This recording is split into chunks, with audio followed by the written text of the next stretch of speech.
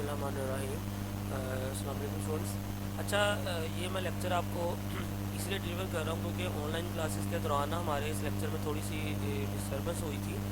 तो ऐसे ही हम करेंगे इंशाल्लाह। जिस भी लेक्चर में हमारा कोई डिस्टर्ब हुआ ना काम, तो मैं इंशाल्लाह आपको ऐसे लेक्चर सारा रिकॉर्ड करके ना सेंड कर दिया करूँगा, ठीक है जी।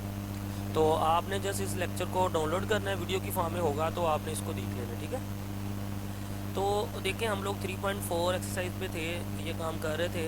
तो क्वेश्चन 1 2 हो गया था, 3 वाला आपने कहा था दोबारा से रिवाइज़ कर दें, तो मैं क्वेश्चन 3 को भी दोबारा रिवाइज़ कर देता हूँ और नेक्स्ट भी हम इसको देखते हैं। अच्छा देखें, क्वेश्चन नंबर 3 में कहता क्या है। क्वेश्चन नंबर 3 में कह रहा है जी, if A is any square matrix of order 3।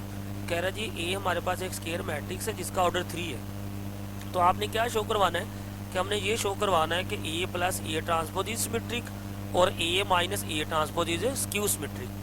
तो सिमेट्रिक की डेफिनेशन ये होती है कि जिस भी चीज़ को आपने सिमेट्रिक प्रूफ करना है, हमने उस सारी चीज़ का लेना ट्रांसपोज और वो उसी चीज़ के बराबर आ जाए, तो देन हम कहेंगे वो सिमेट्रिक है। स्क्यू सिमेट्रिक की डेफिनेशन ये होती है कि जिसको भी हमने ये प्रूव करवाना है, हम उस सारी चीज़ का लेते हैं ट्रांसपोज और वो माइनस उस चीज़ के इक्वल आ जाए, वो हमारे पास क्या होती है, स्क्यू सिमेट्रिक। और दूसरा आप इसमें नोट करें कि क्वेश्चन नंबर 3 में हमें कोई भी उसने मैट्रिक्स नहीं दिया हुआ। उसने सिंपल ये कहा है कि आपने कोई भी मैट्रिक्स ले लेना जिसका ऑर्डर 3 हो।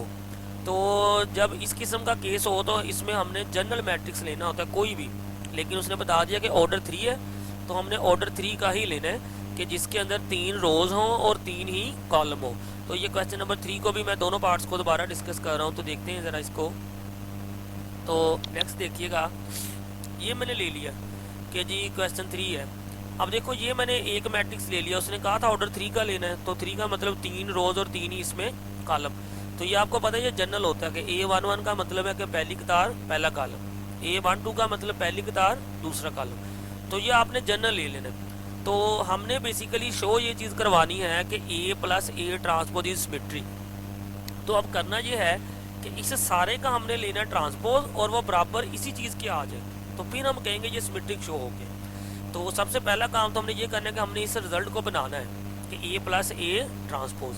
तो ये मैंने लिख दिया जी ए प्लस ए ट्रांसपोज, ये ए आ गया प्लस ये भी ए लिख के ऊपर ये टी लिख दिया ट्रांसपोज। तो इसका जब ट्रांसपोज लेना है, ये रोज है, ये कॉलम में चेंज हो जाएगी, ये रोज है, ये कॉलम में चेंज हो जाएगी, ये रोज है, ये कॉलम में चेंज हो जाएगी। तो देखें ज़रा, नेक्स्ट ये आ गया ट्रांसपोज लेके, ये चीज़ बन गई। अब इन दोनों को हमने करना है ऐड। अब ऐड ऐसे करते हैं कि आपको पता है कि करस्पॉन्डिंग एंट्रीज में करते हैं कि इधर ये एंट्री है, इसको प्लस करना है जो दूसरे मैट्रिक्स के अंदर इसी करस्पॉन्डिंग एंट्रीज पे एंट्री पड़ी हो, ये वाली इसमें, तो इस वाली एंट्री को करना है इसमें ऐड और इस वाली को करना है इसमें। इसी तरीके से बाकी सारा कुछ। लो जी, ये प्लस करके मेरे पास ये चीज़ आ गई, ठीक है जी। अब हमने क्या किया कि हमने सिर्फ बनाया था ए प्लस ए का ट्रांसपोज। अब आपने इस सारी चीज़ का ले लेना ट्रांसपोज।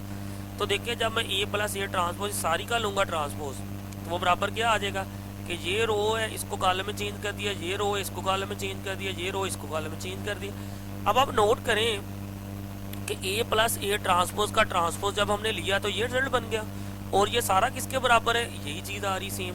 तो इसका मतलब कि ए प्लस ए ट्रांसपोज का ट्रांसपोज बराबर किसके आ गया, ए प्लस ए ट्रांसपोज के।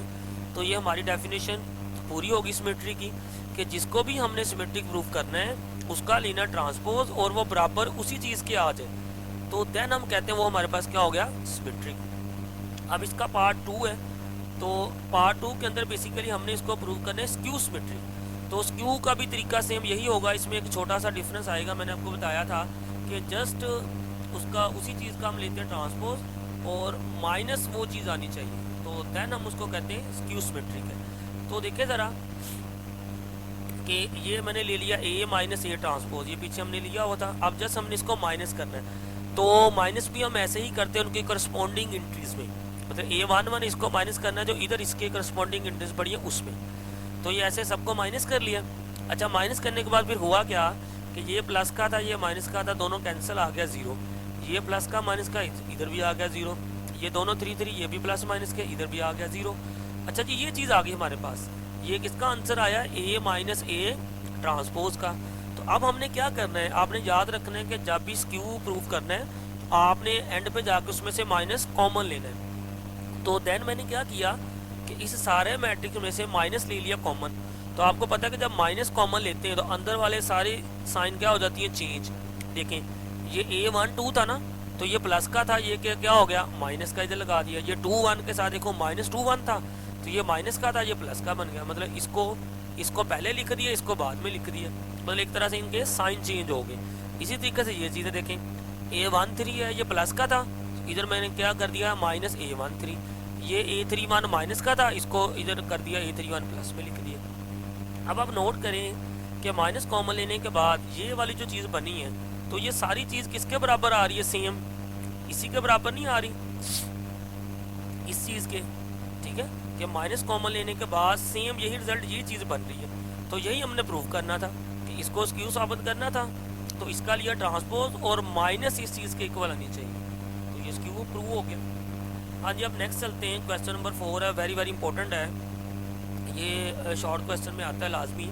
तो इसको पहले आपने अंडरस्टैंड करना है, क्वेश्चन में हमें क्या कह रहा है।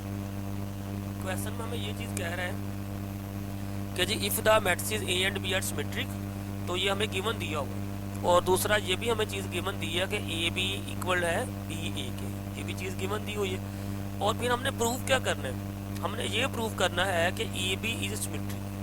तो आपने सिमेट्री की डेफिनेशन याद रखनी है कि सिंपल डेफिनेशन है कि जिस भी चीज़ को आपने सिमेट्रिक प्रूव करना है, आपने उस चीज़ का लेना ट्रांसपोज और वो उसी चीज़ के बराबर आनी चाहिए। मतलब अगर हमने AB को सिमेट्रिक प्रूव करना है ना, तो आपने AB का लेना ट्रांसपोज और वो बराबर AB के ही आना चाहिए, देन हम कहेंगे AB क्या है, सिमेट्रिक है। तो देखो इधर से स्टार्ट किया है AB का ट्रांसपोज, तो ये हमने नो करके लिखा हुआ है। अब ये ट्रांसपोज की प्रॉपर्टी लगती है कि जो सेकंड हो वो पहले आता है, जो फर्स्ट हो वो बाद में आता है। B का ट्रांसपोज A का ट्रांसपोज हो गया। अच्छा फिर क्या किया, ये चूंकि उसने गिवन दिया हुआ है, उसने कहा जी मैट्रिक्स AB सिमेट्रिक है, तो अगर A सिमेट्रिक है तो सिमेट्रिक की डेफिनेशन क्या होती है, A transpose is equal to A। फिर उसने कहा है जी B भी सिमेट्रिक है, तो B की सिमेट्रिक की डेफिनेशन क्या होती है, B का ट्रांसपोज इक्वल है B के। ठीक है, तो इधर फिर क्या किया कि B का ट्रांसपोज है, ये डेफिनेशन यूज़ करके B का ट्रांसपोज बराबर है B के, तो इधर B की भी लगा दिया। A का ट्रांसपोज इक्वल है E के, इधर A लगा दिया। ठीक हो गया, ये उसने लिखा भी हुआ है साथ इसके कि गिवन, ये हमें गिवन दिया हुआ, तो बाय डेफिनेशन हमने कि B का ट्रांसपोज की जगह B लिख दिया, A के ट्रांसपोज की जगह A लिख दिया। अच्छा अब फिर हमें ये भी चीज़ गिवन है कि AB बराबर है BA के, तो इधर आप जस्ट ये करें कि BA दिया हुआ है, तो ये उसने लिखा भी हुआ कि बाय यूजिंग गिवन कि AB बराबर है BA के, तो मैंने BA की जगह क्या लिख दिया, AB। अब आप देखें कि ये हमारा रिजल्ट प्रूव हो गया कि हमने AB का लिया ट्रांसपोज और जवाब फिर उसी चीज़ के इक्वल आ गया AB के ही, तो देन हम कहेंगे कि AB इज सिमेट्रिक। और ये वेरी वेरी इंपॉर्टेंट क्वेश्चन है, शॉर्ट क्वेश्चन आता है, काफ़ी बार पेपर्स में रिपीटेड हुआ है, तो इसको ज़रा आपने अच्छे तरीके से देखना है क्वेश्चन नंबर 4 को। हाँ जी, अब नेक्स्ट चलते हैं क्वेश्चन नंबर 5 की तरफ। अच्छा क्वेश्चन नंबर 5 देखें ज़रा।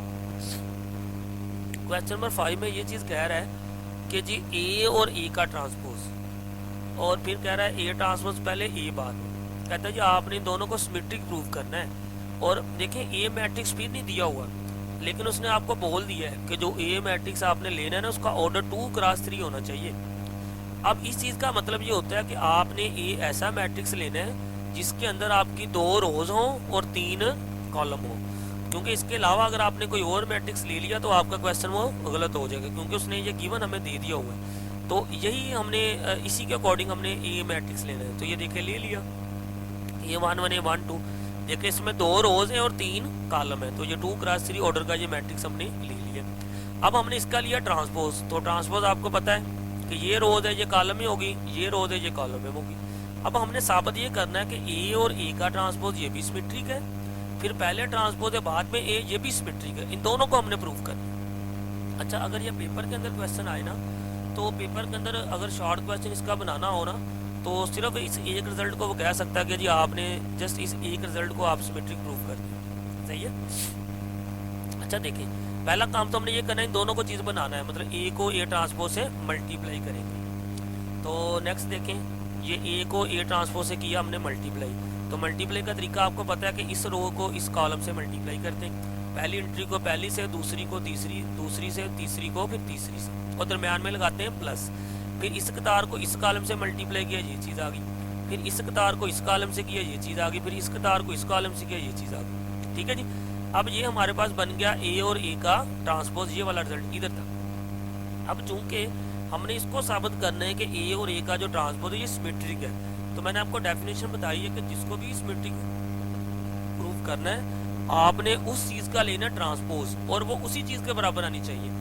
तो देखें इधर हमने ए का ट्रांसपोज का लिया ट्रांसपोज, और ये चीज़ बन गई कि ये रोज थी, इसको कॉलम है, ये रोज थी, इसको कॉलम में चेंज कर दिया।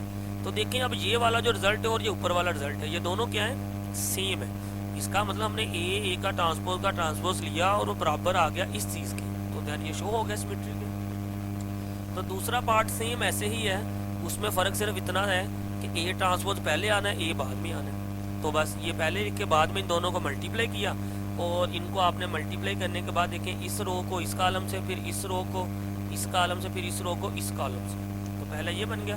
फिर आपने इस रो को इस कॉलम से, फिर इस रो को इस कॉलम से, इस रो को इस कॉलम से, ये लाइन आ जाएगी। तो मल्टीप्लाई करना तो इंतहाई आसान है, इसको आप देख सकते हैं। तो फिर इसका भी ट्रांसपोज लिया इस सारे का, तो वो चीज़ ये चीज़ बन गई। तो ये चीज़ हमारे पास चीज़ शो हो गया कि ये जो ए का ट्रांसपोज और ए है ये भी क्या है, सिमेट्रिक है। ठीक है जी, तो इधर तक आपने इसको कर लेना है। ये हमारा टॉपिक क्लियर हो गया सिमेट्रिक तक। अब नेक्स्ट हमारा टॉपिक रह गया कि स्क्यू सिमेट्रिक वाला। ठीक है, तो हम कल इंशाल्लाह जूम पे डिस्कस करेंगे। तो ये लेक्चर मेरा आपको सेंड करने का मकसद ये है कि जब बाज़ दफ़ा क्लास में डिस्टर्ब हो जाती है, किसी भी वजह से लाइट ऑफ हो जाती है, वाईफाई का इशू हो जाता है, या कोई भी मतलब हो जाए, तो दैन मैं आपको ये लेक्चर ऐसे ही सेंड कर दिया करूँगा। तो आपने हर स्टूडेंट ने इस लेक्चर को देखना है, अंडरस्टैंड करना है, समझना है, और जो भी आपका कोई क्वेश्चन हो तो जब हम जूम पे कनेक्ट करेंगे तो आपने उधर अपना इसके रिलेटेड क्वेश्चन पूछ लेना। ठीक है जी, क्वेश्चन 5 तक थे सिमेट्रिक और स्क्यू वाले। अब ये जो 6 से स्टार्ट हो रहे हैं ना, ये हार्मिशन वाले, ये एक नया टॉपिक है। तो ये हार्मिशन वाले कल हम इसको सबको करके इंशाल्लाह 3.4 कल को ख़त्म करेंगे।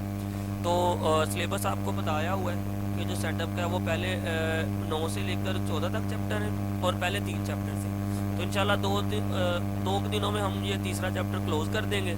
तो आपका जो सेटअप का सिलेबस है वो क्लियर हो जाएगा, आप सेटअप को तैयारी करें पेपर्स की, तो आगे हम फिर थोड़ा थोड़ा साथ साथ पढ़ते भी जाएंगे। ठीक है जी, ओके जी, अल्लाह हाफिज़।